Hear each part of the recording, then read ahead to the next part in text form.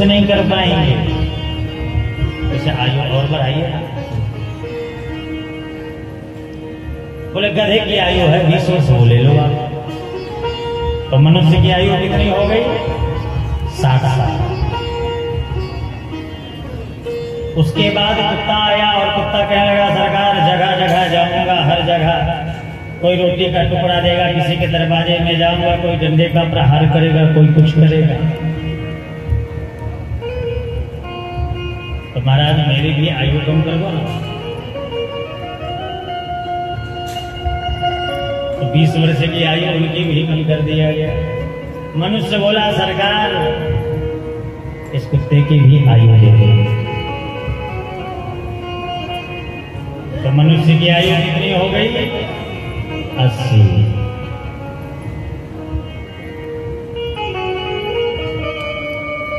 उसके बाद आया उल्लू और उल्लू कहने लगा सरकार क्या करूं, कुछ समझ में नहीं आ रहा। 40 साल तक घूमते रहेंगे, भटकते रहेंगे।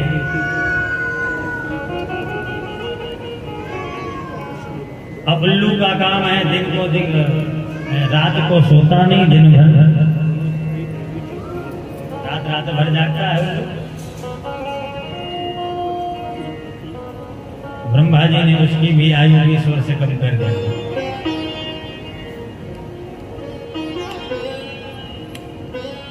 और मनुष्य गया तो 20 वर्ष की आयु और ले लिया। इस प्रकार से आयु कितनी हो गई मनुष्य की? 100 साल की। और पहले आयु कितनी थी? बोले 40 वर्ष की। और देखा जाए तो सही मायने में मनुष्य की आयु 40 साल की ही है। 40 साल की अवस्था तक खूब दौड़ लगाता है, छलांग लगाता है, सब कुछ जो भी ग्रहण करता है सब कुछ पचा लेता है। 40 वर्ष के बाद फिर आयु लगती है गधे की लग जाती है। गधे का काम है भार ढोने का। 40 साल से 20 साल तक जो गधे की आयु मिली है, 60 साल की अवस्था तक खूब भार ढोना, व्यापार वृद्धि करना, परिवार के लिए सुदृढ़ होना, हमारे बच्चों के लिए दिक्कत ना हो, परेशानी ना हो, खूब व्यापार वृद्धि करेंगे। कब तक? जब तक वो गधे की आयु लगेगी।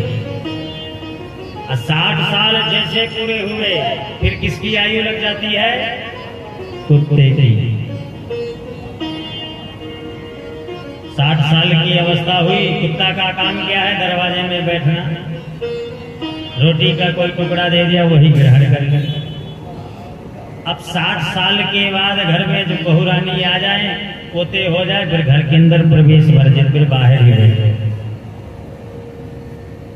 बाहर चाय आ गई, भोजन आ गया, बाहर ही कर लो। कब तक? 60 साल से जब तक वो कुत्ते की आयु लगेगी 80 साल। और 80 वर्ष के बाद किसकी आयु लगती है? उल्लू की। उल्लू का काम क्या है? रात को सोता नहीं। बस 80 वर्ष की उम्र भाई, रात भर नींद नहीं आ रही, दिन में चैन नहीं, रात को नींद नहीं।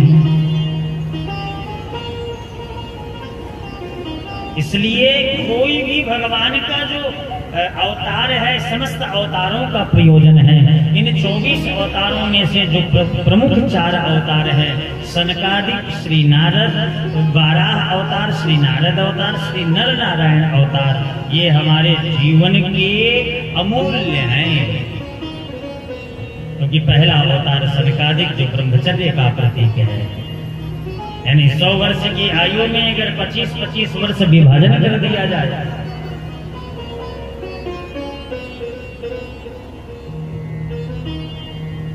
तो 25 वर्ष तक खूब ब्रह्मचर्य का पालन करें।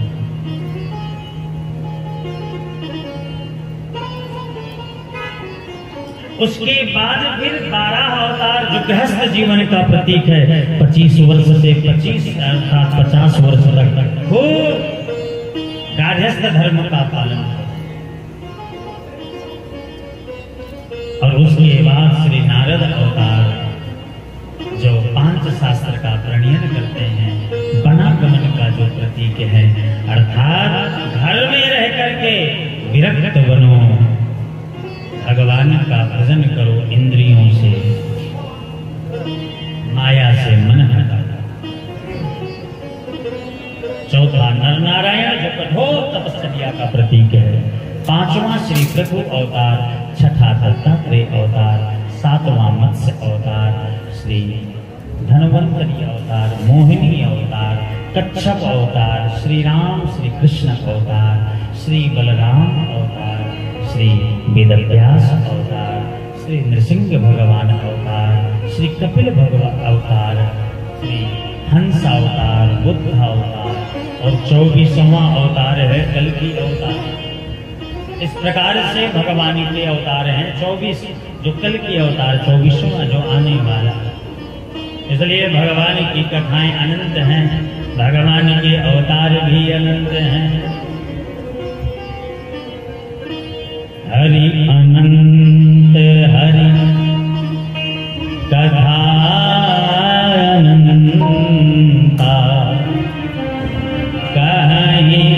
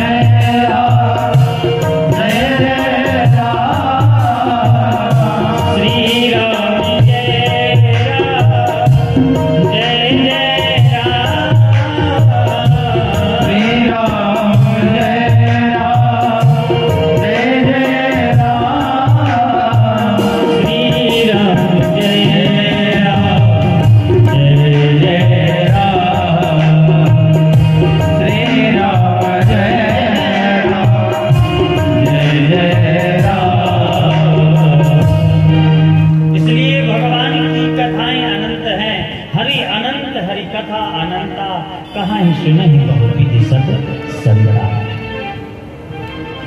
चौथे अध्याय पर वेदव्यास जी महाराज का मन बड़ा दुखी था और बहुत ही उस समय देवर्षि नारद जी महाराज पधारे और प्रश्न करते हैं, महाराज ये आपका मुखमंडल मुरझाया हुआ क्यों है, क्या कारण है? वेदव्यास जी ने कहा घोर कलिकाल आ रहा है, करूं तो करूं क्या? बोले आपने 17 पुराणों की रचना कर रखी है, अभी भी मन दुखी है, भगवान की अनन्य बातों को भी आपने जान लिया है। कहने लगे बात तो आपकी सारी सही है, लेकिन फिर भी मन बड़ा दुखी है, करूं तो करूं क्या?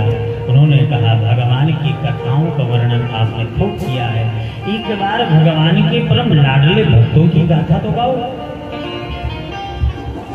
इसलिए भगवान की प्रसन्नता तो है, भगवान के भक्तों से है। ठाकुर जी कहते हैं कि अगर मेरा अपराध बन जाए क्षम्य है, एक बार क्षम्य है, लेकिन अगर भक्तों का अपराध हो जाए, और भगवान कहाँ बसते हैं? संत में, ब्राह्मण में, गौ में, गायत्री में, गंगा में, गीता। इसलिए भूल करके ये सभी माताओं से निवेदन है, बिना भगवान विष्णु का, कृष्ण का तिलक लगाए बिना किस कोई कथा न सुने। जो कहते हैं ना हमें बिंदी लगा दो छोटी, उनको तिलक नहीं करना। भगवान कृष्ण का तिलक, वृंदावन यही लोग जाते हैं, गालों पे राधे राधे 10-10, 20-20 रुपए दे के लिखवाते हैं। यहाँ शर्म आ रही है तुम्हें कथा में बैठ करके? जिसको तिलक में शर्म आती है उसको भगवान को पाने की क्या लगन बताएंगे वो। सबको वैष्णव तिलक, कृष्ण भगवान का तिलक सबको करो। यहाँ भाइयों को सबको कृष्ण भगवान का तिलक करो। और तिलक करने वाले बच्चे से मेरा निवेदन है, कुर्सी पे वहीं बैठ जाए गेट में एक बच्चा, जो भी आए अंदर उसको तिलक लगाएं। और बोलने की मैं इसलिए चेष्टा धृष्टता कर रहा हूं बीच में। यहाँ एक व्यवस्था नहीं है, अभाव है। वो व्यवस्था होती है स्टेज को कंडक्ट करने वाले की, स्टेज संभालने वाला एक होता है, उसकी व्यवस्था हमारे से नहीं हो पाई, इसलिए मुझे बीच में बोलने का गलती मानो चाहे, पर समझाना पड़ता है बीच बीच में। बोलो वृंदावन बिहारी लाल की जय। जय हो आपकी, क्षमा चाहूंगा प्रभु। बोले वृंदावन बिहारी लाल की तिलक स्वरूप तो सबके चेहरे पर मस्तक पर होने। भगवान देखिए ये जो चिन्ह है ना, पूजा की एक पहचान है। हम जब पूजा में बैठते हैं ना, सबसे पहले माथे में तिलक, वेशभूषा का सम्मान होता है, धोती कुर्ता पुरुष भाइयों में।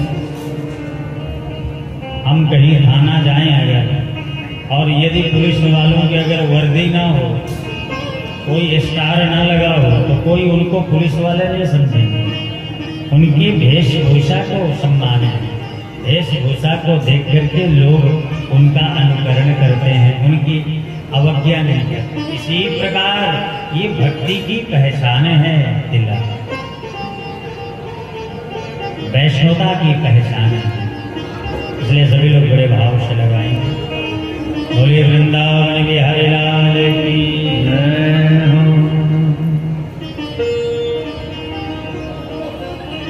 तो 18,000 श्लोकों का रचना का ग्रंथ तैयार हुआ। अब सूत जी महाराज से सौनक जी प्रश्न करते हैं, सरकार अब हमें परीक्षित जी महाराज के जन्म कर्म और स्वर्गारोहण की कथा सुनाएं।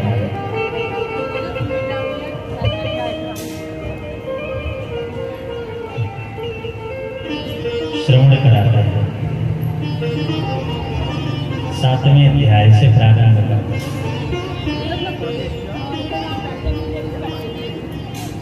यदा मृधे कौरव सृंजया वीरेश्वतो वीरगतिं गतेश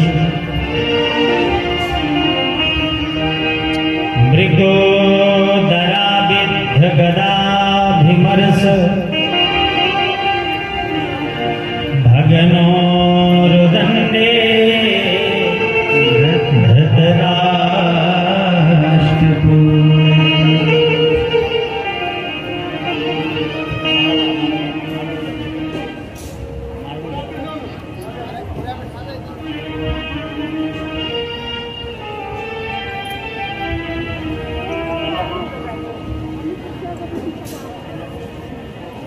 सभी लोग थोड़ा थोड़ा आगे आ जाए।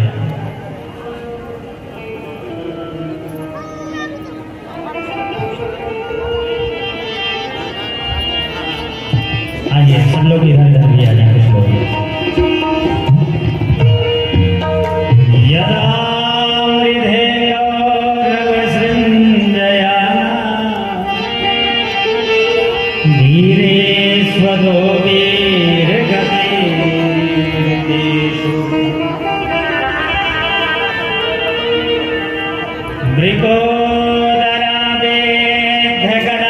मृगोदराभिमर्श भगनो रण्ये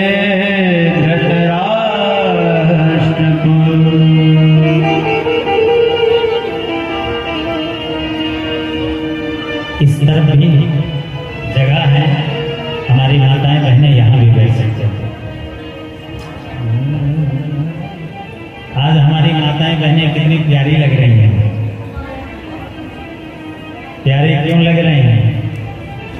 क्योंकि माथे में सबके तिलक है। लेकिन और अगर प्यारे बनना हो तो गले में एक तुलसी की माला भी होनी चाहिए। महाराज जी कहने सबके गले में। यदा मृधे कौरव सृंजयानां वीरेश्वतो वीरगतिं गतेषु मृगोदराभिद्ध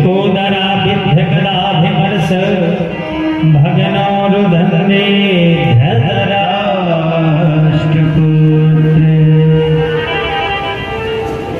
ये कहाँ की गाथा है?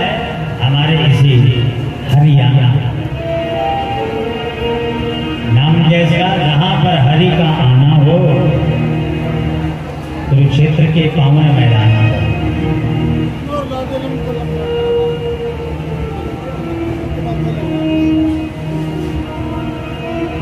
कौरव और पांडव में भयंकर युद्ध हुआ।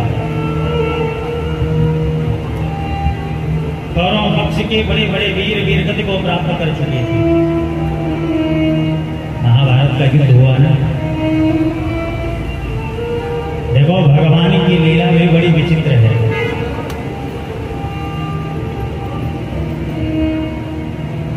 ठाकुर जी जिस समय जो कार्य जिससे करवाना चाहते हैं सब कुछ सुलभ कर लेते हैं।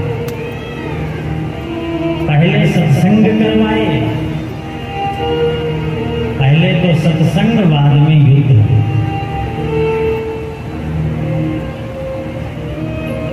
अब बताइए कहाँ का न्याय है? कहीं अगर झगड़ा होने वाला हो और उस झगड़े में कहने लगे कोई कि महाराज चलो पहले सत्संग हो जाए फिर युद्ध करेंगे, लेकिन वहां क्या रे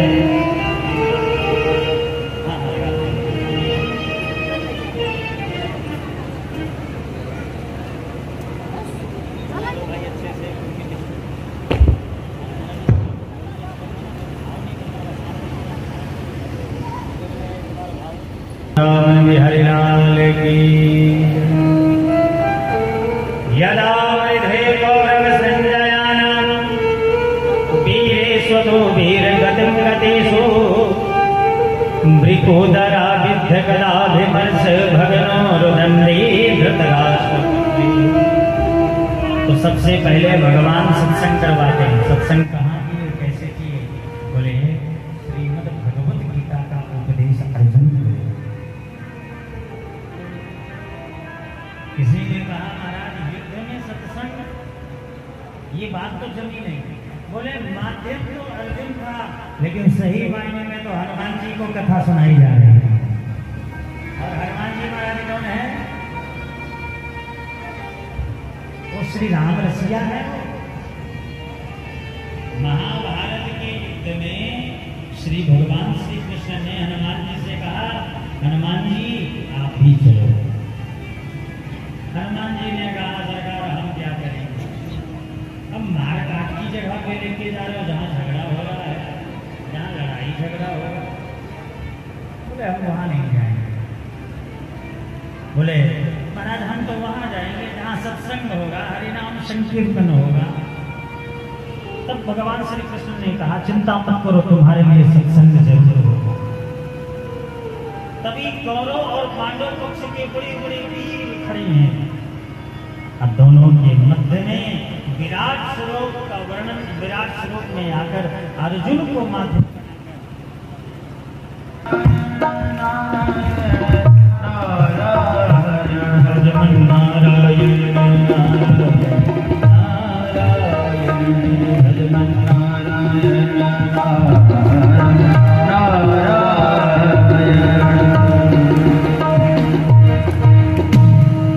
बोले श्री लक्ष्मी नारायण भगवान की। इसलिए वहां पर सत्संग हुआ। भगवान ने अर्जुन को सुंदर उपदेश दिए और उपदेश देकर के यदा मृधे कौरव संजयानां, बड़े बड़े वीर वीरगति को प्राप्त कर चुके थे कौरव पक्ष से।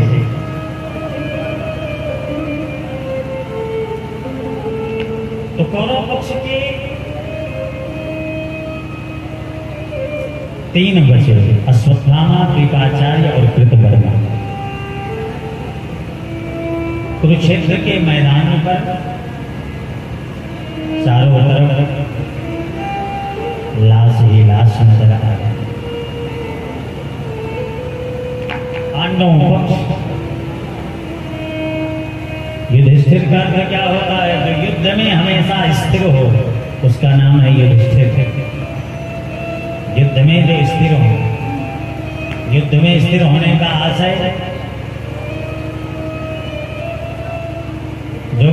सामंजस्य बना करके चले वो एक युद्ध है। जो परिवार में सामंजस्य बना करके चले वो एक युद्ध है। जो व्यापार वृद्धि सामंजस्य बनाकर करता है वो एक युद्ध है। जो हमेशा युद्ध में स्थिर रहे वो है युधिष्ठिर। और वृकोदरा विद्ध गदा विमर्श अर्थात भीमसेन महाराज की गदा के प्रहार से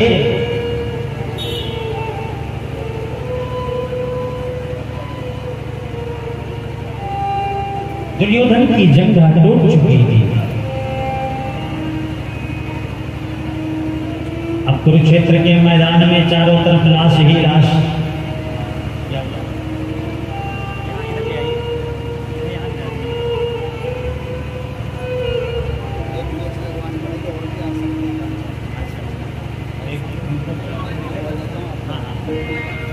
तो एक यहाँ मैच में वाला बेसेकर से और भी आ सकते हैं। बोले वृंदावन विहारी लाल की।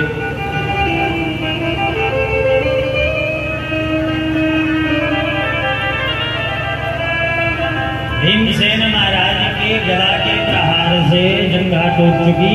अश्वत्थामा कृपाचार्य कृतवर्मा तीनों घोषते हुए आए। दुर्योधन की स्थिति को देखकर बोले अरे स्वामी, हमने आपका वो वैभव वो रूप हमने आपका देखा है जिसके केवल एक इशारे मात्र से अनेक दास दासियां एकत्रित हो जाते थे, और आज उसी को कोई जल देने वाला नहीं बचा। तब अश्वत्थामा ने कहा दुर्योधन बताओ तुम्हारी क्या प्रबल इच्छा है। दुर्योधन ने कहा भला मरने वाले की क्या इच्छा हो सकती है।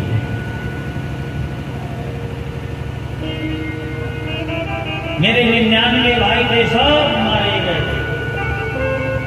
मैं भी मरणासन स्थिति में आ गया, मैं भी मरने वाला।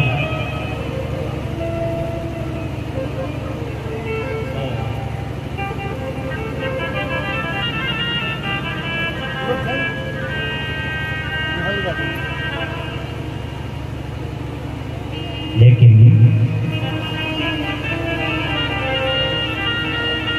मन में एक जरूर चाहत है।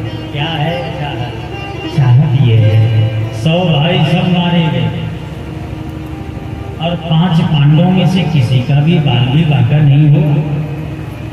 अरे कम से कम एक का अगर वध हो जाए ना तो शांति मिल जाए।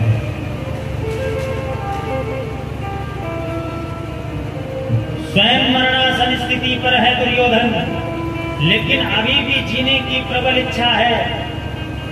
दुर्योधन के मन में ये भाव है कि मुझे विजयश्री मिल सकती है। याद रखना यही अहंकार मनुष्य को ले डूबता है। घर का जो पतन हो रहा है वो भी अहंकार का कारण, परिवार में जो मतभेद बढ़ रहे हैं वो भी अहंकार का कारण। आज अगर दुर्योधन चाहता, दुर्योधन की केवल एक जिद की वजह से इतना बड़ा महाभारत का युद्ध हुआ नहीं। दुर्योधन के समान संसार में कोई मातृभक्त हुआ नहीं। संसार में अगर मातृभक्त में अगर नाम आता है तो दुर्योधन का आता है। लेकिन दुर्योधन का अहंकार भाइयों को भी मौत के घाट उतार दिया, घर को बर्बाद कर दिया, धन वहीं पड़ा रह गया, संपदा वहीं पड़ी रह गई। इसलिए अगर थोड़ी सी समझदारी से अगर हमारा घर बच सकता है तो भाई अपना अहंकार को छोड़ देना चाहिए। अहंकार यहाँ पर अहंकार क्यों नहीं छूटता? हम किसी से कम हैं क्या? हमारे ही टुकड़ों के बल पर ये लोग पा रहे हैं, और यही अहंकार मनुष्य को ले डूबता है।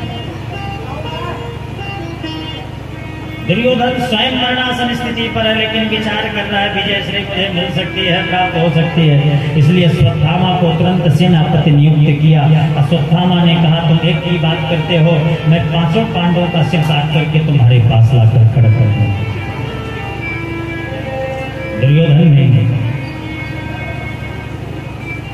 तुरंत सुनिश्चित किया और दुर्योधन गदगद हो गया। लेकिन जिसकी रक्षा परमात्मा करता, भला उसका कोई बाल भी वाका कर सकता है क्या? कोई नहीं कर सकता। मध्यरात्रि में सोए हुए पांडवों को परमात्मा जगा करके बोले कि भैया रात में नींद नहीं आ रही, चलो गंगा जी के तट पर विश्राम करते हैं। पांडव लोग भी अपने आप को अधीनस्थ मानते थे भगवान को। इसीलिए जो सत्य वचन को, गुरु वचन को जो अपनाता है, जीवन में कभी दुख नहीं पाता है। पांडव लोग तो बेचारे सो गए, लेकिन चल पड़े। पांडव पुत्रों को जगाया गया, भैया आप लोग भी चलो ना। इन लोगों ने कहा सरकार हमें नींद आ रही है तो हमें काहे को जगा रहे, आप लोग को नींद नहीं आ रही तो जाओ। लेकिन ज्यादा कुछ बोला नहीं गया, क्योंकि भगवान जानते थे कि होनी को कोई नहीं टाल सकता है। याद रखना, 6 चीजें परमात्मा के हाथ में है, और ये 6 चीजों में ही जीव ग्रस्त होता है। और यदि परमात्मा चाहे तो जीवन में 6 घटनाएं नहीं आ सकती कि हानि लाभ जीवन मरण जस अप जस विधि। हाँ, ये 6 चीजें भगवान के हाथ में है। अगर हम लाभ प्राप्त कर रहे हैं, समझ जाओ कि भगवत कृपा हम पर बरस रही है। और यदि हानि उठा रहे हैं तो भी समझो कि इसमें भी कुछ न कुछ हमारे द्वारा कुछ गलतियां हो गई हैं, जिससे भगवान रुष्ट हो गए हैं। हानि लाभ जीवन मरण जस अपजस विधि हाथ। इस विधि हाथ को टालने में, इस होनी को टालने में अगर किसी में सामर्थ्य है, वो है संत है। इसलिए संत शरण में जाओ, गुरु शरण में जाओ, और संत शरण में, गुरु शरण में जाएंगे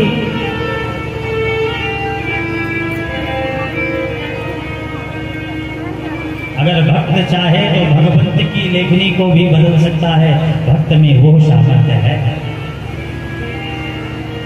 भले ही हमारे भाग्य में, हमारा किस्मत अच्छा हो या ना हो, हमारे भाग्य में कुछ हो या ना हो, लेकिन अगर संत चाहे, गुरु चाहे, भक्त चाहे तो भगवंत की लेखनी को भी बदलने में मजबूर कर देता है। एक बार देवर्षि नारद जी महाराज धरती पर आए और एक किसी बूढ़ी मैया के पास पहुंचे और उन्होंने अपनी बहुरानी का हाथ दिखाया। कहने लगे महाराज बताइए, मेरी बहू की संतान नहीं हो रही है। देवर्षि नारद जी ने कहा एक नहीं, बोले एक जन्म क्या, 7 जन्मों तक पुत्र का सुख नहीं है, संतान नहीं है।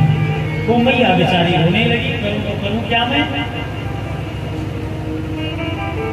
उसी समय को ये फकीर संत जा रहा था रास्ते से, और वो दरवाजे पर किसी के गया नहीं, रास्ते में जाकर आवाज लगा रहा है। कहने लगा जो 1 रोटी देगा उसे 1 बेटा मिलेगा, जो 2 रोटी देगा उसे 2 बेटा मिलेगा। मैया ने सुना, क्योंकि मैया भी बेचारी दुखी थी। उसने कहा महाराज क्या सच में जितनी रोटी खिलाएंगे उतने ही संतान होंगे?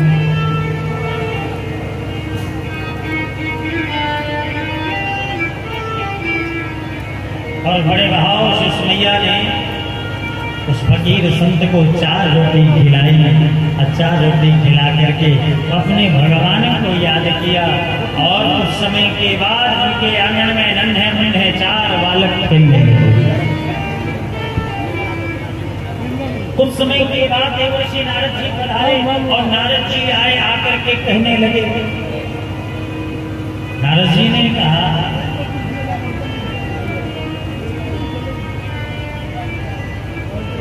मैया ये तुम्हारे आंगन में 4 बेटे कहाँ से आए? बोले मैया प्रभु आपने कहा था ना कि संतान का सुख नहीं है। एक संत आए, आशीर्वाद देख के चले गए। देवर्षि नारद जी नारायण भगवान के पास गए, प्रभु जब उनके भाग्य में पुत्र का सुख नहीं था, फिर आई आखिर संतान आई कहाँ से? तो उन्होंने कहा क्या करूं, अहम भक्त करा रहे, क्योंकि भगवान तो भक्त के अधीन है। भगत भगत के बस में है भगवान।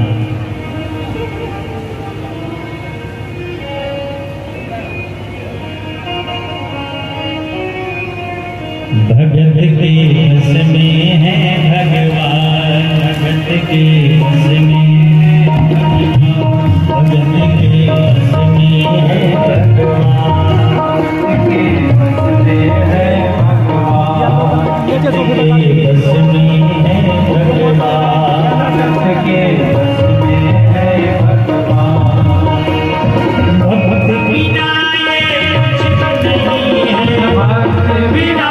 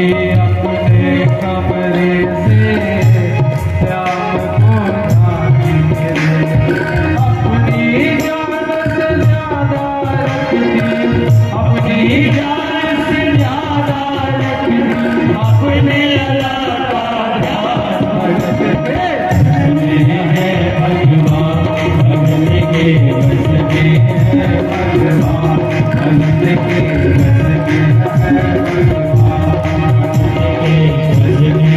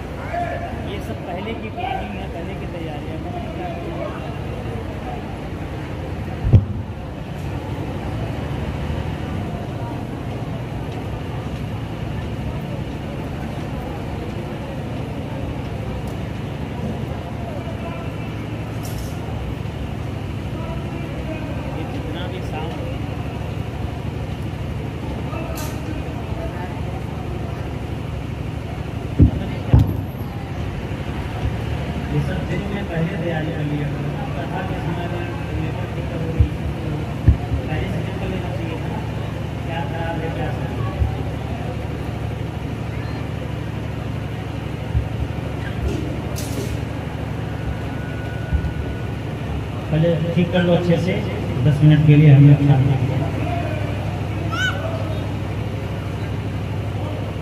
ये दिन के हैं 9 बजे 10 बजे आकर के तैयारी करनी चाहिए।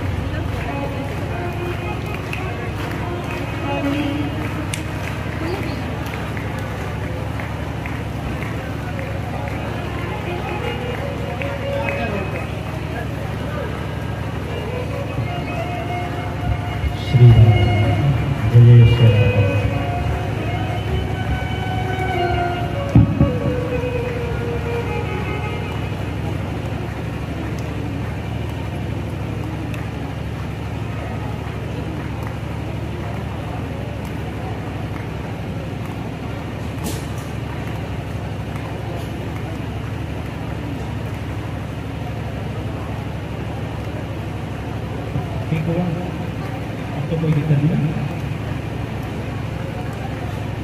अच्छा, बोले वृंदावन में हरिलाल की,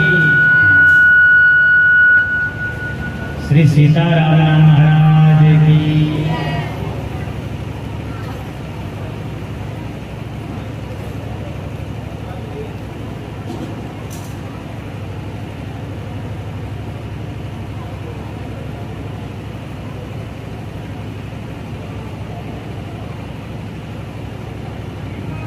श्री राम।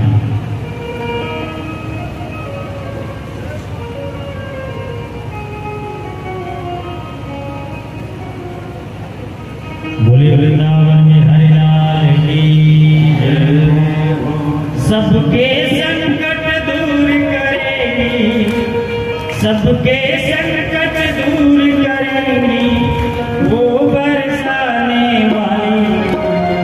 बजाओ बजाओ बजाओ राधा नाम की ताली, बजाओ राधा नाम की ताली, बजाओ राधा। सबके संकट दूर करेगी, सबके संकट दूर करेगी, ओ बरसाने वाली। बजाओ, दोनों हाथ उठा के सभी लोग बड़े भाव के साथ बजाओ नाम की ताली, बजाओ नाम की ताली।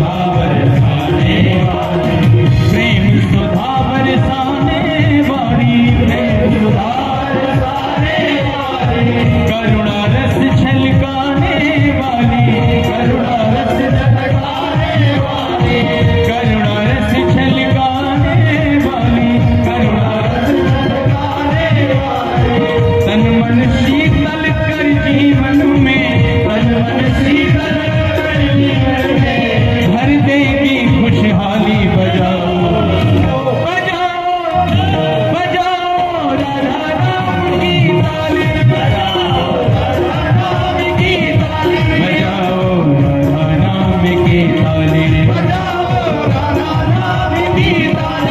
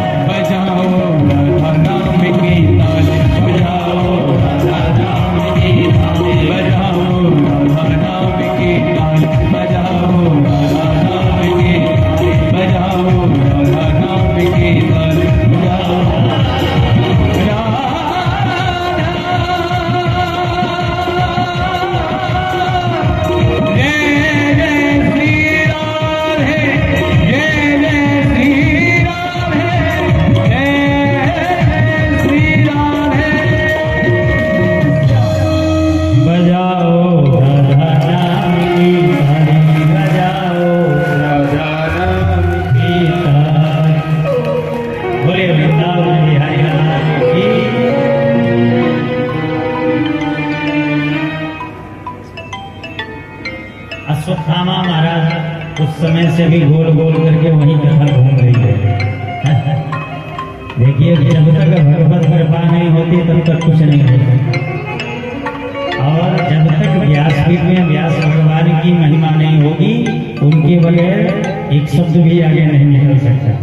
बहाना था ये साउंड का, कभी तो जनरेटर का, लेकिन ये बहाना था। होगा वही हो यही सोई जो राम रचिदार को कर दर्द बढ़ा वही साधा। 1 घंटा से यही घूम रहे हैं एक ही श्लोक पर।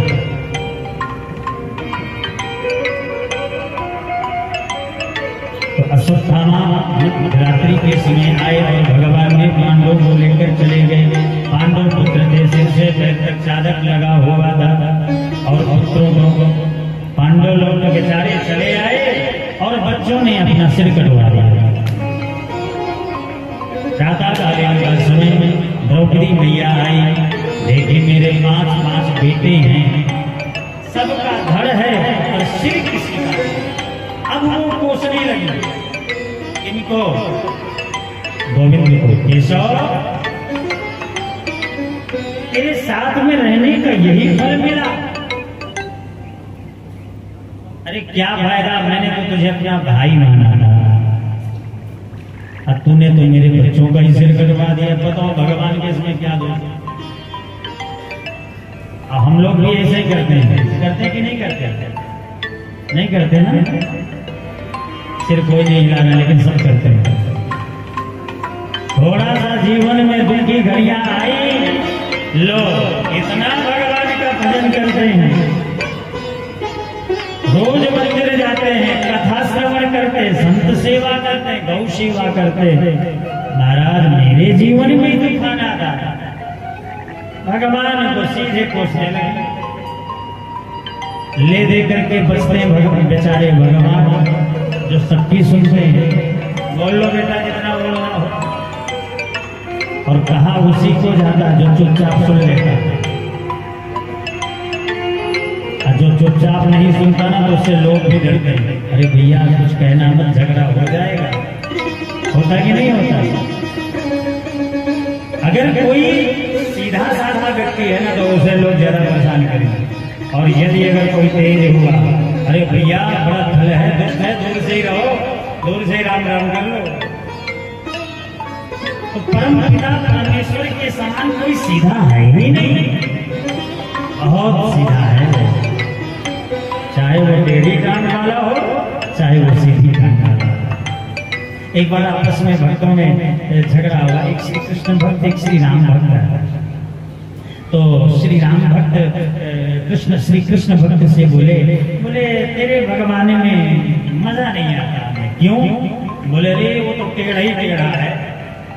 कैसा? बोले नाम में भी टेढ़ा, चाल भी टेढ़ी, बात भी टेढ़ी, पर एक बात याद रखना, स्वभाव टेढ़ा नहीं है।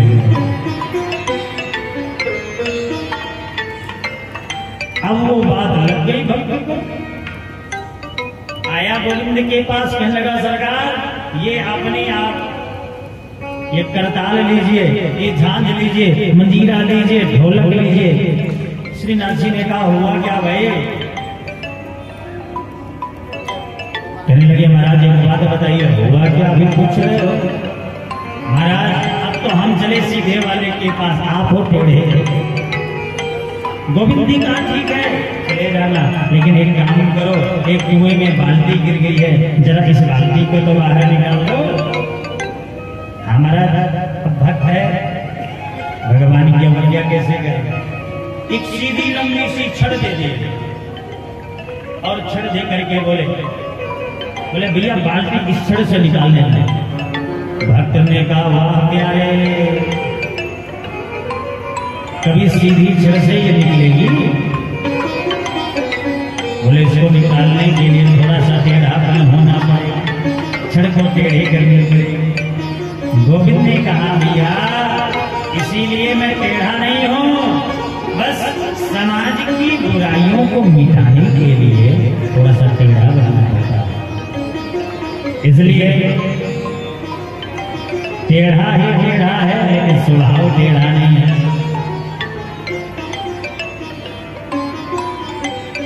तो सबसे सरल अगर कोई है वो है परमात्मा।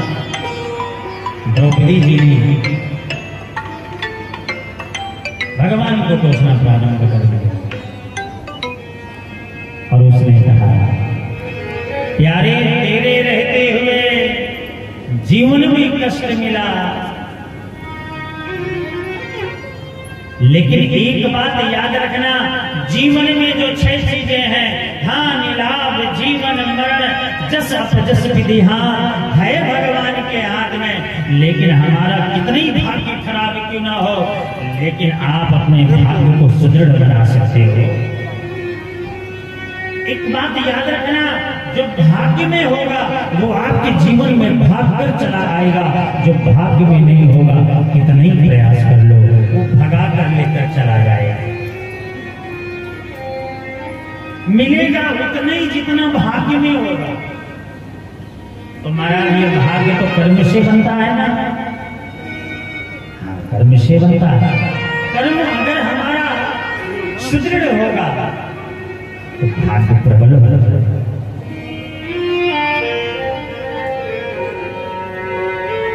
द्रौपदी जी ने कोसना प्रारंभ कर दिया, यारे ये तूने क्या किया? अरे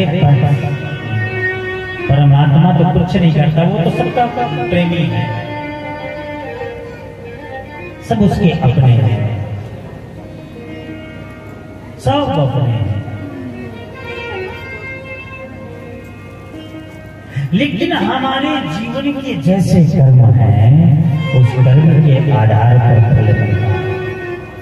एक बात याद रखना, आप अगर कोई सत्कर्म करोगे, उस सत्कर्म का फल तो तुरंत मिल जाएगा, लेकिन दुष्कर्म करेंगे अगर तो मिलेगा, लेकिन तुरंत नहीं मिलेगा, 1 वर्ष के बाद मिलेगा।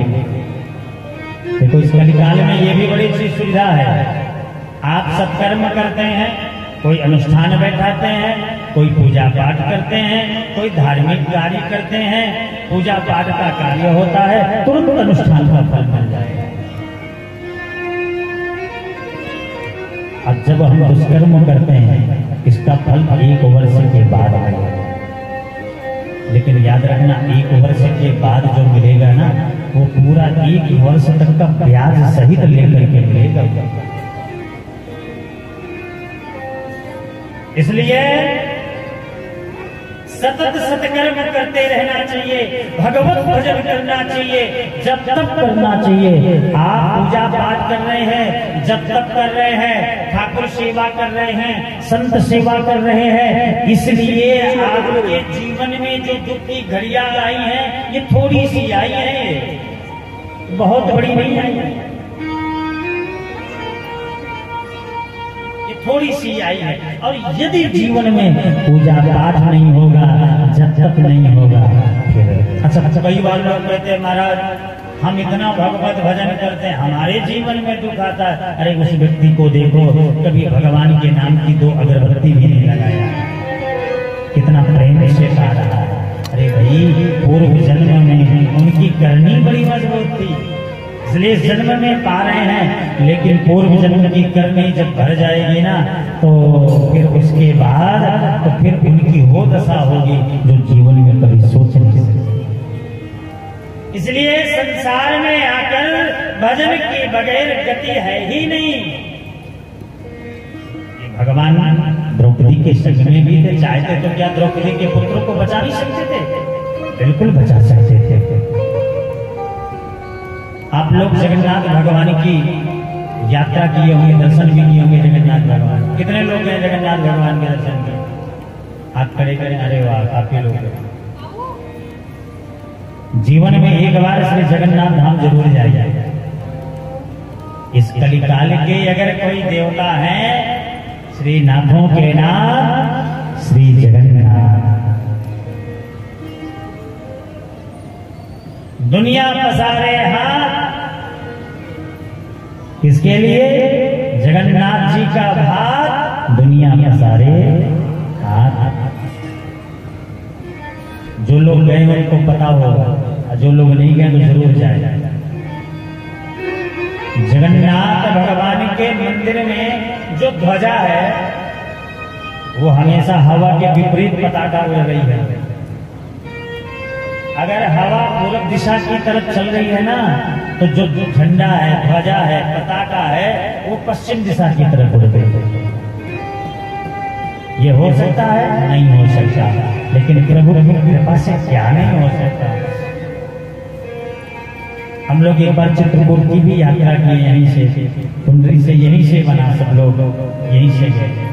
तो उस समय सब लोगों ने देखा होगा, अगर ध्यान न दिए हो, कभी पत्थर में बीज उगता नहीं है, लेकिन वहां जो श्री कामदगिरी भगवान की सरकार की जो परिक्रमा लगाई जाती है ना, तो वहां जितने भी पेड़ पौधे सब पत्थर में उगे हुए हैं, पूरे पत्थर में, बड़े बड़े विशाल पत्थर है। पत्थर में कभी बीज उगता नहीं है, लेकिन धन्य है, अजब है तेरी लीला। वो परमात्मा क्या नहीं कर सकता? सब कुछ कर सकता। अरे बनो तो सही।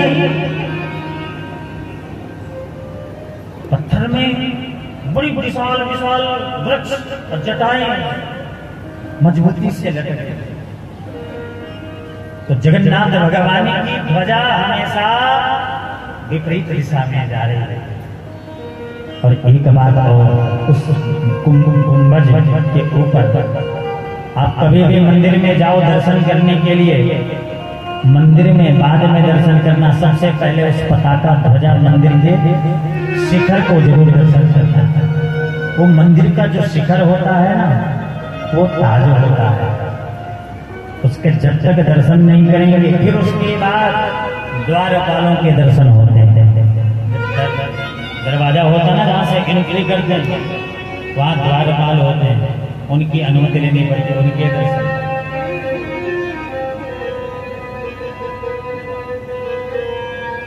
फिर गर्भगृह में दर्शन।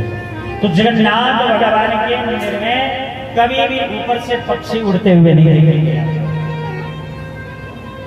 और कभी परेशानी नहीं दिखेगी। तो जगन्नाथ भगवान के परम मित्र थे जिनका नाम था श्री माधवदास जी महाराज। क्या नाम था?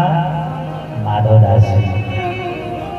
इतने सरल, इतने प्यारे माधवदास जी की शादी भी हो चुकी थी, पति पत्नी रहते थे बेचारे, और राजा के द्वारा श्री जगन्नाथ भगवान की सेवा पूजा हुआ करती थी। आज भी वहां रजवाड़ा है।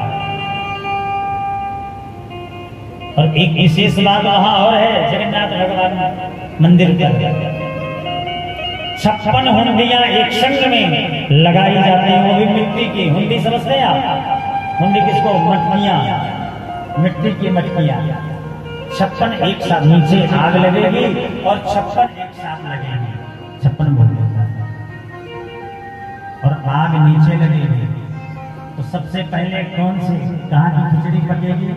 सबसे ऊपर की पकेगी। सबसे ऊपर की खिचड़ी पहले पकेगी, फिर उसके नीचे, उसके नीचे, सबसे अंत में सबसे नीचे की होगी। ये विशेषता है।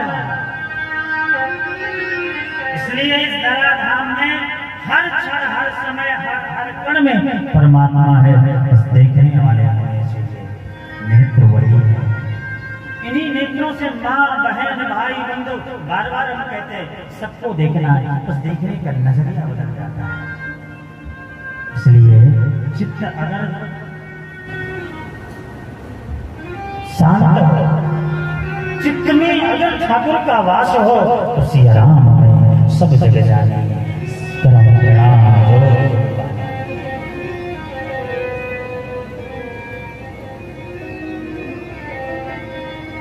तो माधवदास जी महाराज, पत्नी कहती थी जाओ माला बेचकर आओ, कुछ पेट भरने की व्यवस्था हो, लेकिन उनका मन नहीं लगता था।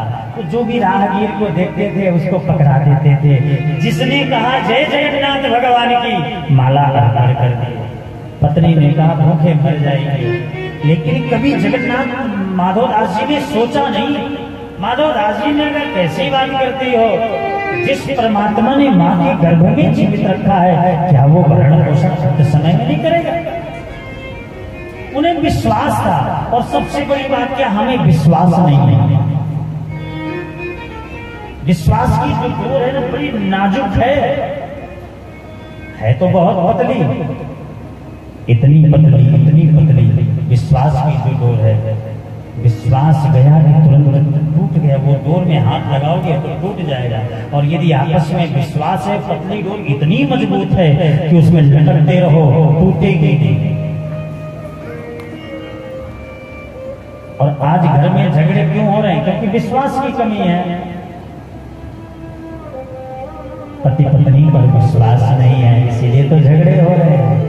पिता पुत्र का विश्वास नहीं है, इसीलिए तो झगड़े बढ़ रहे हैं। संसार में झगड़े क्यों हो रहे हैं? क्योंकि विश्वास की कमी है। इसलिए विश्वास को मत डगमगाओ, विश्वास को गिरने मत दो। माधवदास जी ने कहा कुछ भी हो, लेकिन मेरा परमात्मा मेरी व्यवस्था जरूर करेगा। सब कुछ छोड़ दिए श्री माधवदास जी और श्री जगन्नाथ भगवान के। अच्छा, जगन्नाथ भगवान भी इतने कि जगन्नाथ भगवान कभी भी जब तक अपने माधवदास जी को मित्र को नहीं देखते थे तब तक उनको अच्छा नहीं लगता, और माधवदास जी को सखा कह के बुलाते थे। कई बार ऐसी घटनाएं घटी। माधवदास जी एक बार समुद्र के तट पर सो रहे थे, तो ठाकुर जी आए, अपना माधवदास जी को जगन्नाथ भगवान अपना दुसाला हुआ, चोरों ने चोर समझ करके पीटा, मार पड़ी माधवदास जी को, पहचान हुई, चिन्ह हुआ, पीठ में निशान पड़े श्रीमान जगन्नाथ भगवान। तब से लोग समझ गए साधारण।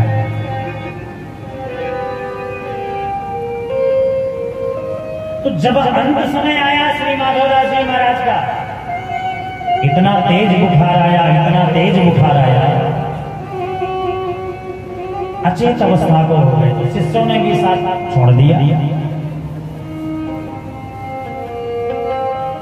और यहां तक कि मलमूत्र सब बिस्तर में कर देते थे। घर के लोगों से कितना ही प्यार करो, सेवा करते करते जब घर के लोग तंग आ जाते हैं ना, वो भी सोचता है बस अब भगवान को ये केवल प्यारा हो जाए।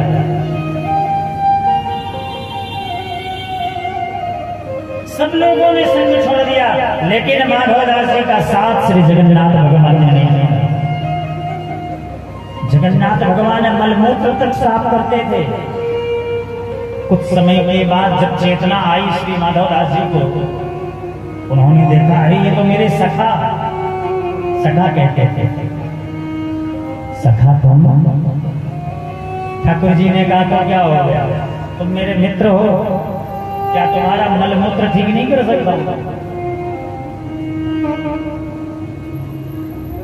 माधवदास जी ने कहा प्यारे, तुम मेरा मलमूत्र ठीक कर सकते हो तो क्या मेरा स्वास्थ्य ठीक नहीं कर सकते हो? मुझे जो बुखार आया हुआ है तो क्या मेरा स्वास्थ्य को आप ठीक नहीं कर सकते हो? ध्यान से सुनिएगा, श्री ठाकुर जी ने उत्तर दिया, मित्र चाहो तो चुटकी बजा करके तेरा स्वास्थ्य ठीक कर दो, लेकिन मैं नहीं चाहता। क्यों? आप मेरे मित्र हो, आप मेरे हितैषी हो, और आप नहीं चाहोगे तो लोगों का तो विश्वास टूट जाएगा, तेरे पर भरोसा कौन करेगा? ठाकुर जी ने कहा भैया तू मेरा सच्चा मित्र है, चाहूं तो ठीक कर सकता हूं, लेकिन अगर मैंने अभी इसको ठीक कर दिया तुझे ऊपर जाकर इस कर्म की सजा को भोगना पड़ेगा। इसलिए मैं नहीं चाहता हूं कि तू ऊपर जाकर के भोगे, मैं चाहता हूं जो कुछ भी हो तू यही भोग ले, ताकि तू हमेशा मेरी शरण पर आ जा और कभी तो मेरे पास से दूर ना जा। तो जगन्नाथ भगवान से माधवदास जी ने कहा प्रभु चलो मान लिया, पर ये तो बता दो अभी और कितने दिन तक ये, अभी और कितने दिन तक? उन्होंने कहा 15 दिन तक अभी और आपकी ये स्थिति रहेगी। पर मित्र 15 दिन तक की स्थिति है, पर मैं तेरे कर्म भोग को मिटाऊंगा नहीं। अगर मैं इस कर्म भोग को यहाँ काट दिया तुझे फिर से इस धरती पर आना पड़ेगा, ऊपर नहीं भोगेगा तो यहाँ आना पड़ेगा। लेकिन मैं तेरे कर्म भोग को अपने ऊपर ले लेगा। तब से अपने ऊपर ले लिए, और आज भी प्रतिवर्ष भगवान को 15 दिन के लिए बुखार आता है। जो लोग गए हैं उनको पता होगा, आज भी जगन्नाथ भगवान को बुखार आता है। डॉक्टर लोग आते हैं और थर्मामीटर लेकर के नापते हैं, 104 डिग्री तक बुखार रहता है। पूरा बदन शरीर उनका पूरा गर्म रहता है। 6 महीने पहले से औषधियां लाई जाती हैं, जड़ी बूटियां लाई जाती हैं, और उस समय 15 दिन तक ठाकुर जी को जो भोग लगता है केवल काढ़ों का ही भोग लगता है, दवाइयों का, जड़ी बूटियों का।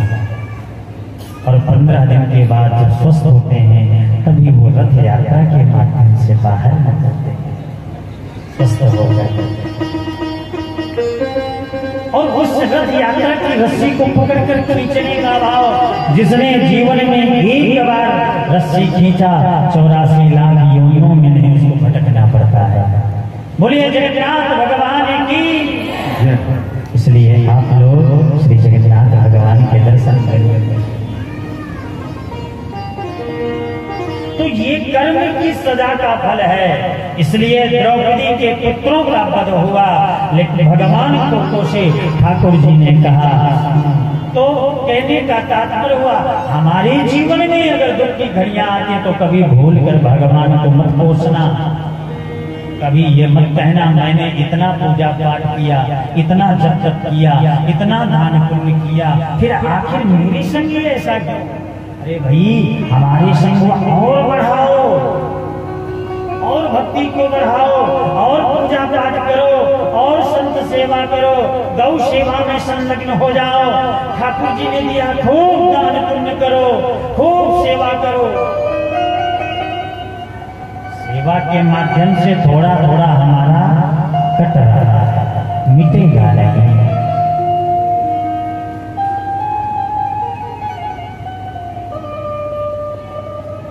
अश्वत्थामा ने ऐसा किया। अर्जुन को पता चला, गोविंद को संग में लेकर चल पड़े, ब्रह्मास्त्र का प्रयोग कर गए।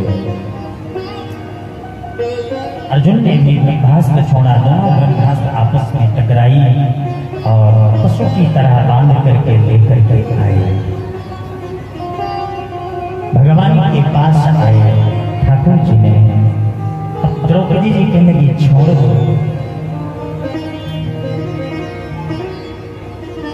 भीमसेन ने कहा, मार दो। युधिष्ठिर जी ने कहा, छोड़ दो, अब करूं तो करूं क्या।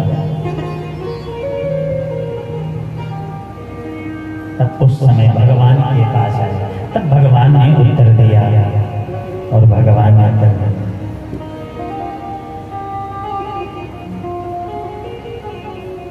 क्या उत्तर दिए?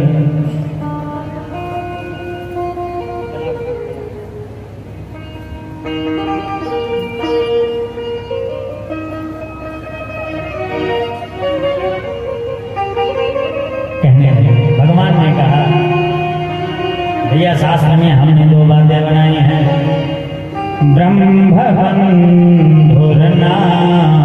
हन्तव्यः आततायी चरधारणा।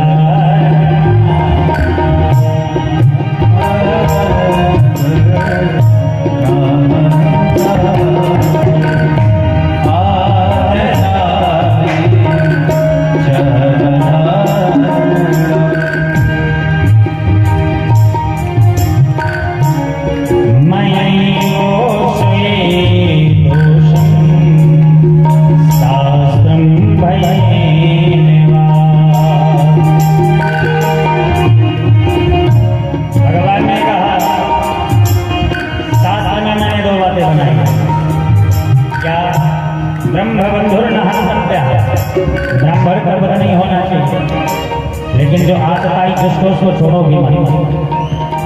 मैं वो भयमामनाथम परिपाह्यानुशासनम, ये मेरी आज्ञा है। और इतना ही नहीं, और क्या करना है? प्रियम च भीमसेन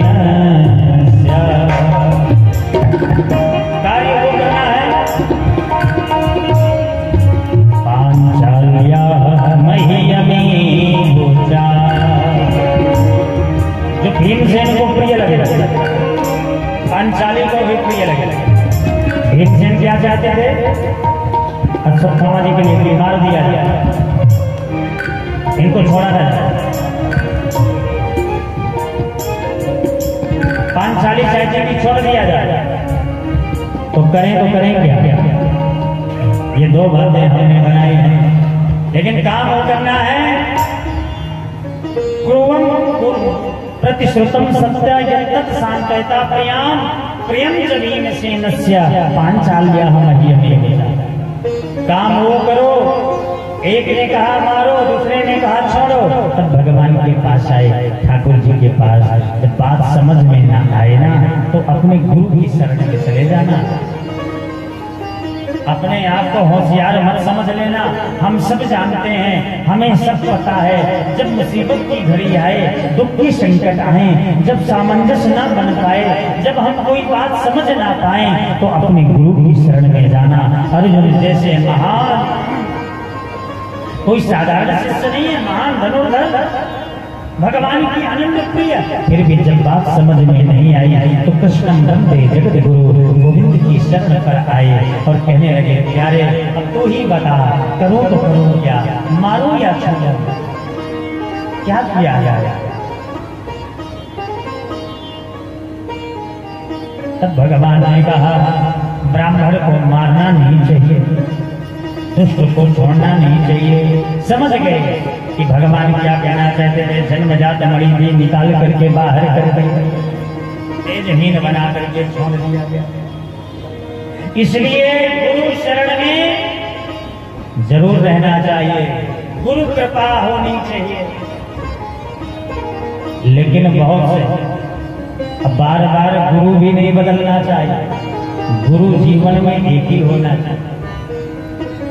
लेकिन हम लोगों का स्वभाव हो गया, हम जिनको देखते हैं बस उन्हीं को गुरु। महाराज आप बड़े अच्छे लग रहे हैं, आप हमारे गुरु, मंत्र दे दो। उन्होंने मंत्र दिया, दूसरे आए, महाराज आप बड़े अच्छे लग रहे हो, गुरु मंत्र दे दो। बार बार जीवन में गुरु एक ही होना चाहिए, गुरु बदलना चाहिए, गुरु के प्रति श्रद्धा होनी चाहिए, गुरु के प्रति निष्ठा होनी चाहिए। जब अंदर से आवाज आए ये मेरे गुरु बनने योग्य हैं, तभी गुरु बनाओ। गुरु स्वतंत्र है, पति के अलग हो सकते हैं, पत्नी के अलग हो सकते हैं, पुत्र के अलग हो सकते हैं। गुरु अलग, गुरु स्वतंत्र है, लेकिन कुल देवता स्वतंत्र नहीं है।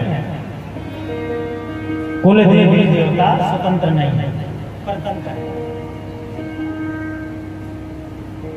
कैसे? अगर हमारे कोई कुल देवी, अगर मनसा मैया आता है देवी जी, देवी मंदिर वाले, अगर हमारी कुल देवी वो है तो मनसा देवी, मनसा माता जी। तो अगर हमारे मनसा देवी कुल देवी है तो हमारे बच्चों की भी कुल देवी वही रहेगी, हमारे बच्चों की भी वही रहेगी। ये स्वतंत्र नहीं है, परतंत्र है, ये पीढ़ी दर पीढ़ी चलते। लेकिन इष्ट देव स्वतंत्र है। पिता के इष्ट देव नारायण हो सकते हैं, पत्नी के इष्ट देव माँ भगवती हो सकती है, पुत्र के इष्ट देव गोविंद हो सकते हैं। इष्ट देव स्वतंत्र हैं, लेकिन कुल देव देवी या देवता वो परतंत्र है। इसलिए गुरु उसी को बनाओ जिसके प्रति निष्ठा हो, आदर हो। लेकिन गुरु से बार बार, गुरु के प्रति कभी भी भाव अवहेलना नहीं, हंसी मजाक नहीं करना चाहिए। एक व्यक्ति, उनके गांव में एक संत जी पर आए।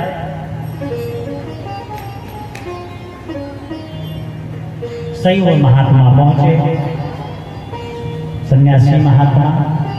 उस व्यक्ति ने कहा, महाराज बड़े अच्छे लग रहे हो, गुरु मंत्र दे दो। महाराज जी ने गुरु मंत्र दिया।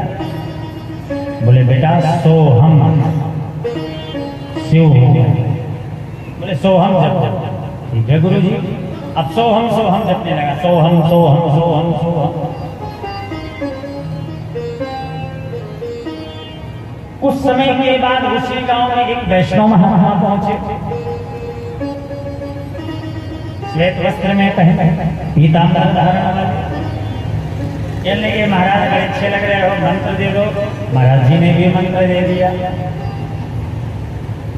उन्होंने व्यक्ति ने कहा, पहले महात्मा जी आए थे, हम उनसे गुरु मंत्र ले लिए, हम आपसे भी लेना चाहते हैं। महाराज जी ने पूछा कौन सा मंत्र दिए? बोले सोहम शिव हूँ।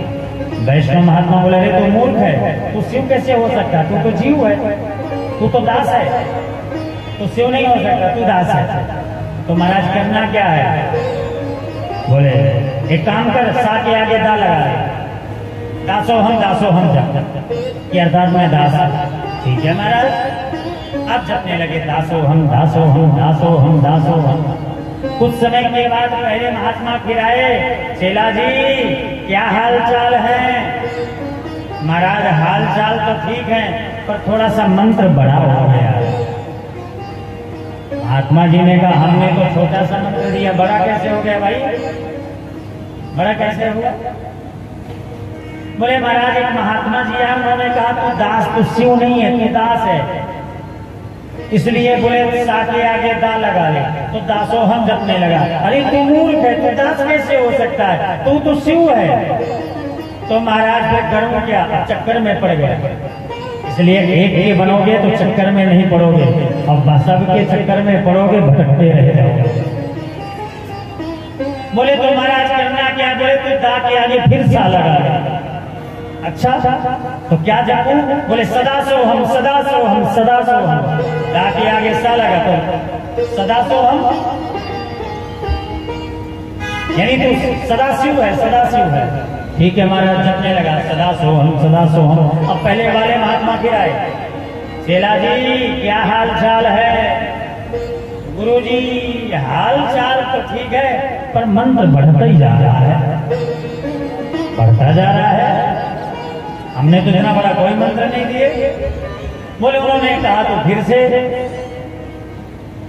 सा लगा ले, तो मैं सदा सो हम करने लगा। बोले तू मूर्ख है, तू कभी शिव हो ही नहीं सकता है, तू तो दास है, तो करना क्या है गुरु जी? बोले फिर से तू सा के पहले डाला। तो अब क्या मंत्र हो गया? दास दासो हम, दास दासो हम, दास दासो हम। अब जपने लगा दास दासो हम, दास दासो हम, दास दासो हम। अब पहले वाले महात्मा क्या हाल है? गुरु जी हाल तो ठीक है, पर मंत्र इतना लंबा हो गया। गुरु जी ने कहा बेटा तू चक्कर में मत पड़, तू बस कस करके पकड़ ले, एक का तो बन जा, एक का ही चक्कर, वही तेरे कल्याण का साधन हो जाएगा। इसलिए भटको मत, एक के बन जाओ, एक के बनोगे जीवन पार होगा। भटकते रहेंगे सबके, सुनो सबकी, समझो सबकी बात को, लेकिन बनो एक ही। इसलिए संसार में अगर देखो एक होता है अटकना, एक होता है भटकना। अब बताओ भटकना अच्छा है कि भटकना अच्छा है? भटकना अच्छा है ना? भटकना, हाँ, अटकना और भटकना। भटको मत, भटक जाओ, एक के चरणों को पकड़ लो।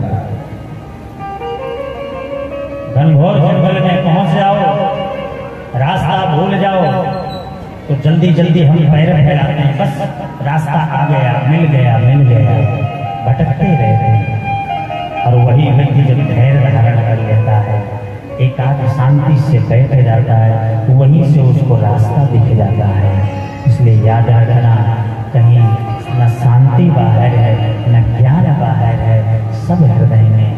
भटकोगे, भटकते रहोगे, एक ही बन जाओ। गुरु की आज्ञा का पालन करो। गुरु ने जो मार्ग बता दिया है, गुरु ने जो रास्ता दिखा दिया है, उस रास्ते पर चल पड़ो। सम्मान सबका करो, पर गुरु की अवज्ञा मत करो।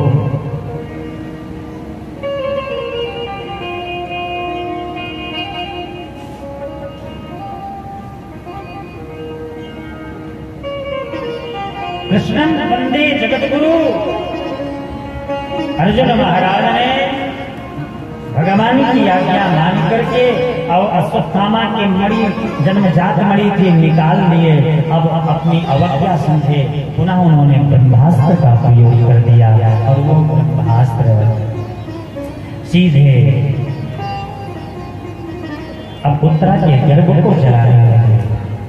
उत्तरा का गर्भ जलने लगा। जब उत्तरा का गर्भ जला, उत्तरा के गर्भ में कौन थे? श्री परीक्षित जी महाराज थे। उत्तरा गई और जाकर बोली प्रभु रक्षा करो, भगवान की वंदना करके पाहि पाहि महायोग देव देवो जगतपते काम्यं त्वद्भयं पश्ये यत्र मृत्युः परस्पर यत्र मृत्युः परस्पर कामं दहतु मां नाथ मामे गर्भे निपाता। प्रभु भले ही मुझे भी नष्ट कर दे, मेरी गर्भ की रक्षा कर। गर्भ में कौन थे? परीक्षित जी थे। ठाकुर जी ने गर्भ में प्रविष्ट होकर रक्षा किए। कुंती माता ने देखा, भगवान की वंदना करती हैं, भगवान से आशीर्वाद मांगती, वरदान मांगती, मेरे जीवन में विपत्ति आए। भगवान ने कहा, बुआ जी मांगा भी तो आपने क्या मांगा? यारे इस विपत्ति में हमेशा तू ही मेरे संग में था, इसलिए वो ऐसी संपत्ति नहीं चाहिए जिस संपत्ति में हम तुझे भुला दें। हमें तो ये विपत्ति चाहिए जिसमें तेरी याद बनी रहे। गोविंद जब तेरी याद आती है ना, तेरी याद रुलाती है, तेरी याद आती है। गोविंद तुझे भूल नहीं पाएंगे।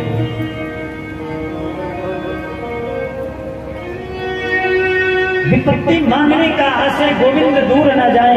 अंत समय भगवान को याद आया, भीष्म पितामह जी महाराज सरसैया पर लेटे हुए हैं, इसलिए भीष्म पितामह जी महाराज को उपदेश दिलाने लेने के लिए पांडवों को लेकर युधिष्ठिर जी को ज्ञान दिलाया। भीष्म पितामह जी महाराज अपना पांच भौतिक शरीर पर इतिमति रूप कल्पिता वितृष्णा भगवती शाश्वत पुंग वे विभौमि स्वसुख मुख कथाय कुशल विहर्तुम प्रकृति मुखे यद भव प्रभव। मति रूप कल्पिता वितृष्णा, मेरी जो मति है काम रहित है प्रभु, बस आपके चरणों में मैं लगाना चाहता। इस प्रकार महाप्रयाण होगा। गोविंद द्वारिका आए, भोग सम्मान होगा। इधर परीक्षित जी महाराज का जन्म होता है और परीक्षित जी महाराज शुक्ल पक्ष चंद्रमा की तरह दिन प्रतिदिन बढ़ने लगे। अर्जुन महाराज गए थे भगवान की खबर लेने के लिए, और उस समय भगवान इस लीला का संवरण करते हुए सोने की नगरी को समुद्र में डुबा करके स्वधाम जा चुके थे। अर्जुन 7 महीने बाद लौट करके आए। लौट करके जब आए, युधिष्ठिर जी ने देखा मुखमंडल मुरझाया हुआ है, तो सबसे पहले पूछे, महाराज हमारे समाराध विद्वान शिरोमणि भगवान श्री कृष्ण तो सकुशल है? तब उन्होंने कहा, महाराज वंचितो हम महाराज हरिणाम बंधु गिरा। भगवान ने हमें ठग लिया है। जिस प्रकार शरीर से आत्मा अलग होती है, सो लगता है भगवान स्वधाम जा चुके हैं। रात्रि भर भगवत भजन किए, प्रातः कालीन युवक पौत्र परीक्षित जी को पृथ्वी का सम्राट बना के स्वर्गारोहण की तैयारी करते। कुंती माता को पता चला, पहले स्वर्गारोहण की तैयारी कर चुकी थी, वो पांचभौतिक शरीर का परित्याग कर दिए। द्रौपदी माँ ने साथ छोड़ा, फिर उसके बाद नकुल, पहले सहदेव, फिर नकुल और फिर अर्जुन, फिर भीमसेन। अंत समय पर अंगूठा थोड़ा सा गड़ा, युधिष्ठिर जी महाराज सदैव विमान में बैठ करके स्वर्गारोहण सुधाम पहुंचते हैं, स्वर्ग पहुंचते। कुत्ते के रूप में महाराज परीक्षा लेने के लिए आए थे। इधर परीक्षित जी को जब पता चला मेरे राज्य में कलयुग का प्रवेश हो गया है, युद्धवीर हाथ में तलवार लेकर युद्ध करने के लिए चल पड़े। कलयुग से भेंट होती है। कलयुग कहते किसने? कलह के योग का नाम है कलयुग। कलयुग ने सूत्र वेशधारी और धरती माता एक अत्यंत दुबली पत्नी गो माता का वेश बनाकर धर्म रूपी बैल एक पैर पर संवाद कर रहे थे। सूत्र वेशधारी कलिकाल डंडे का प्रहार, पादप प्रहार करने लगा। परीक्षित जी महाराज आए, विभत्स रूप देखकर डांटते हुए कहने लगे, रे मूर्ख, मरना चाहते हो? महाराज तुरंत राग चिन्हों को छोड़कर चरणों को पकड़ लिए। सरकार राहे राम तेरी शरण में। तब हंसते हुए राजा ने कहा, न ते गुणा केश यश धरारा बद्धा जले भय मस्तके नवर्तितव्यं भवता कथंचन क्षेत्रे मदीये त्वं धर्मबन्धो। तुम अधर्म के मित्र हो, मेरे राज्य में नहीं रह सकते तो कहाँ रहना?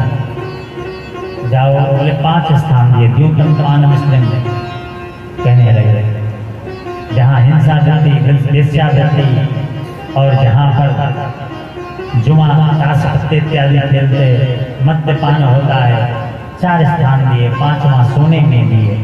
इस प्रकार 5 स्थान। सोना पहनना चाहिए या नहीं? सोना अगर लेकर के आए तुरंत धारण कर लिए, कलयुग का वास भगवान को अर्पण करके धारण करो तो उसमें गोविंद का वास है, क्योंकि अस्मि नाम कांचनम, धातुओं में मैं सोना हूँ, भगवान एकादश स्कंद में कहते हैं। सोना से पवित्र कोई वस्तु नहीं, कोई वस्तु भोजन बना दो, ठाकुर जी का भोग लगा, फिर खाओ प्रसादी बन गया, यूं ही पालो अन्न का महादोष, ऐसा खाओ अन्न वैसा होता है। इस प्रकार 5 स्थान दिए। और एक दिन मन में ख्याल आया, चलो शिकार खेलने जाएं। शिकार खेलने राजा परीक्षित गए और समीप ऋषि के आश्रम में पहुंचे। भूख प्यास से पीड़ित होकर समाधिस्थ थे, इसलिए गले में मृत सर्प पहना दिए। पता तो करो, अच्छे महात्मा है कि झूठ कर आंखें बंद कर लिए। इसलिए याद रखना, कभी भी किसी के प्रति बिना सोचे समझे कोई डिसीजन नहीं लेना। कई बार हमारे आंखों का देखा भी झूठा हो जाता है। हम आंखों का देखा समझते हैं कि भाई ये देखो गलत हो रहा है, पर कई बार वो गलत नहीं है। इसलिए बिना सोचे समझे अगर किसी निर्णय पर पहुंच गए ना, केवल दुख छोड़कर कुछ नहीं मिलेगा। अगर मति में, बुद्धि में अगर हमारे परिवर्तन आ जाए, समझ जाना हमारे द्वारा कोई पाप कर्म हो गया है। किसी के पास मत जाओ, गुरु की शरण में जाओ या ठाकुर के पास पहुंचो और वहां हरिनाम संकीर्तन करो। ठाकुर से कहो, प्यारे आज मेरे द्वारा ये गलती हो गई, मुझे रास्ता दिखाओ। बुद्धि सिद्ध हो जाएगी, खुल जाएगी। गले में मृत सर्प पहनाकर आ गए राजा परीक्षित जी और समझा रहे हैं, राजा हूं, कुछ भी कर सकता हूं। यही हाल हमारा है। अगर हमने किसी को डांटा फटकारा, कोई किसी ने कहा क्यों ऐसा कर रहे हो, बोले मेरा क्या कर लेगा, मेरी जरूरत नहीं है, उसकी जरूरत मुझसे नहीं। पता नहीं किस समय किसकी कहां पर कैसे जरूरत पड़ जाए। संसार में जो भी व्यक्ति है कोई ना कोई कारण से है। संसार में बिना कारण के कुछ नहीं है। एक राजा थे, राजा रानी कुटिया बनाकर रहते थे, सब कुछ संतों की सेवा में लगा। उस राजा की का भाव होता था, बाहर से जो कुछ भी पाते थे सब लेकर के आया। झोपड़ी बनाकर जंगल में रहते थे। एक दिन कहीं लकड़ी काटने के लिए गए थे तो देखे रास्ते में मरा हुआ सर्प मिल गया। अब भला मरा हुआ सर्प किस काम आएगा, जिंदे में तो लोग जोर से नमस्कार करते और उसको ले करके फिर भी उठा के लेके आए और अपनी झोपड़ी के ऊपर छोड़ दिया। सर्प पड़ा है मरा हुआ। थोड़ी देर के बाद एक बाज आया और किसी राजमहल में रानी का हार टंगा हुआ था और बाज उस हार को उठाकर लेकर आ रहा था। झोपड़ी के ऊपर से गया, उसने देखा सर्प मरा हुआ पड़ा है, हार को छोड़ दिया, चोंच में उस मरे हुए सर्प को दबा के लेके चला गया। हार उस व्यक्ति को मिला, राजा के पास लेकर के गए, राजा ने इनाम दिया, पुरस्कृत किया। इसलिए संसार में कोई वस्तु बेकार है ही नहीं, हर वस्तु का सदुपयोग है। संसार में किसी को छोटा मत समझो, ना जाने किस समय कहाँ वो काम आ जाए। इसलिए कभी भी व्यक्ति की अवज्ञा भी मत करो, ना जाने किस रूप में नारायण मिल जाएगा, किस किस भेष में आ जाए, किस परिवेश में आ जाए, कोई नहीं जानता। इसलिए कभी भी किसी की अवज्ञा मत करो। सब अपने हैं, हम सबके हैं, सब हमारे हैं। ऋषिकेश में हमारे बड़े आदर्श संत श्री साकेत वासी संत श्री रामसुखदास जी महाराज जी हुआ करते थे। उनका एक बहुत बड़ा सूत्र होता था, हम भगवान के हैं, भगवान हमारे हैं। हे राम, मैं आपको कभी भूलूं नहीं। हे राम, मैं आपको कभी भूलूं नहीं। हम भगवान के हैं, भगवान हमारे। ये सूत्र अगर अपना लिए जीवन में सब कुछ हो जाएगा, इससे बढ़कर कुछ नहीं। आज राजा ने अपनी मति को बिगाड़ लिया, गले में संत के गले में मृत सर्प पहनाया और जीवित सर्प राजा के गले में। इसलिए जिस दिन बुद्धि को बुद्धि में परिणित हो जाए, मौन धारण कर समझ जाना आज मेरे द्वारा अनुचित होने वाला है। इसलिए मौन व्रत से बढ़कर कोई व्रत नहीं है। हमारी माताएं बहनें इतनी व्रत करती, एक व्रत और भी करना चालू कर दो। महीने में ज्यादा नहीं, 5 दिन के लिए एक मौन व्रत भी करना प्रारंभ कर। हमारे पुरुष भाई को पसंद हो जाए। लेकिन यहाँ तो सब अच्छे हैं और कहीं की बात कर रहे हैं। अभी तो 4-5 दिन और भी कथा कर रहे हैं। फिर यहाँ तो अधिकार पूर्वक कुछ भी कह सकते हैं। हमारा घर है 14-15 वर्षों से लगभग सबको जानते हैं और हमें भी लगभग जानते हैं, तो यहाँ अधिकार पूर्वक कुछ भी कह सकते हैं। लेकिन मौन व्रत जरूर करना, और कोई व्रत करो या ना करो, महीने में एक मौन व्रत जरूर करो। अगर मौन व्रत करना प्रारंभ कर देंगे ना तो पति की आयु बढ़ जाएगी 1 साल की। ये कोई शास्त्र की बात नहीं है, ऐसा मत समझना, क्योंकि व्यासपीठ से। पर मौन व्रत करने के फायदे बहुत हैं। फायदे हैं कि नहीं है? गिनाया जाए कि पता है सबको? सबको पता है, बड़े फायदे हैं, है ना फायदे?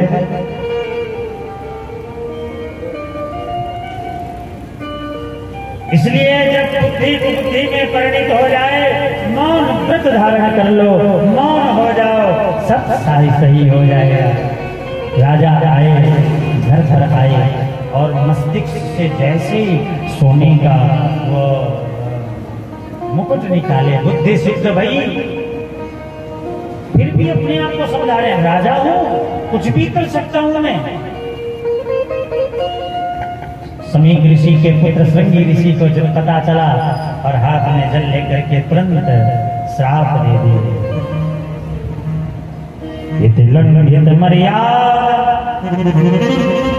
तक्षकः सत्तने हनि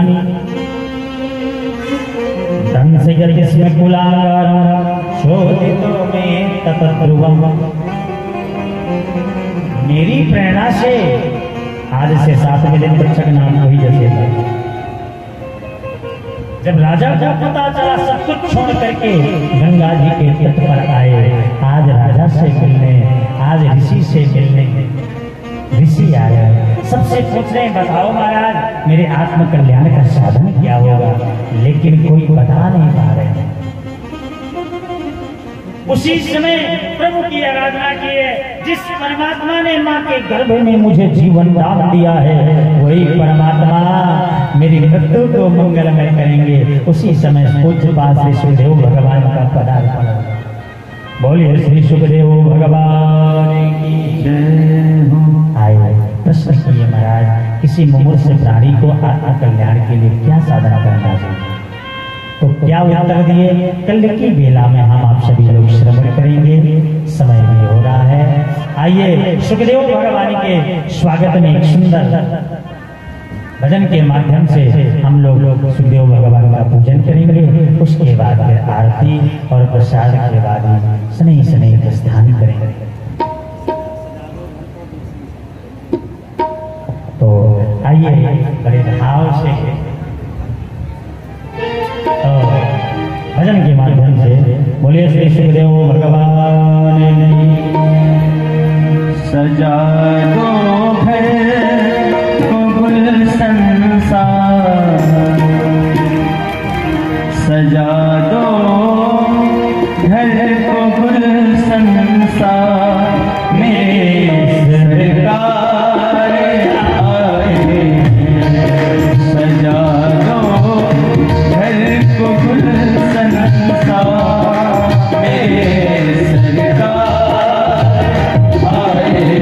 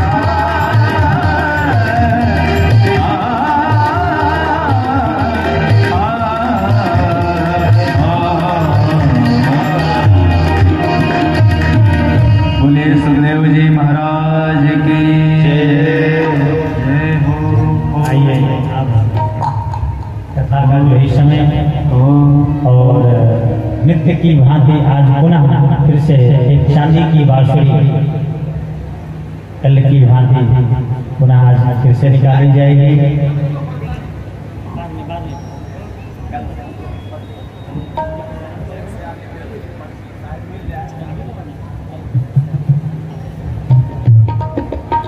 माइक महाराज जी को देना, एक सुंदर भजन महाराज जी के वकालत से हम आप सभी लोग पहले श्रवण करें, फिर उसके बाद चांदी की बांसुरी बड़े भाव से सभी लोग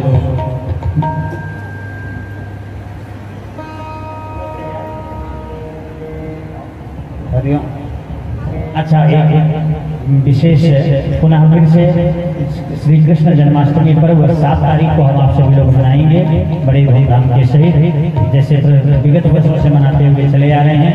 रात्रि में 9 बजे से 12 बजे तक कथा और भगवान का जन्मोत्सव भजन संध्या और के साथ साथ हम लोग मनाएंगे। 6 तारीख को नहीं 7 को मनाना है, सब लोगों को ये ध्यान रखना है। 7 तारीख को भगवान का श्री जन्मोत्सव धूमधाम से महाराज जी के कार्यक्रम से हम आप सभी लोग भजन श्रवण करें। अच्छा, ऐसा नहीं है कि 6 तारीख को नहीं मनाना, हर दिन मनाओ, पर जो प्रति वर्ष की जो जन्माष्टमी पर वो 7 तारीख को मनाना है। जय जय श्री बोलिए वृंदावन बिहारी लाल की जय हो। जय जय श्री राधे, जय जय श्री राधे, जय जय श्री राधे श्याम।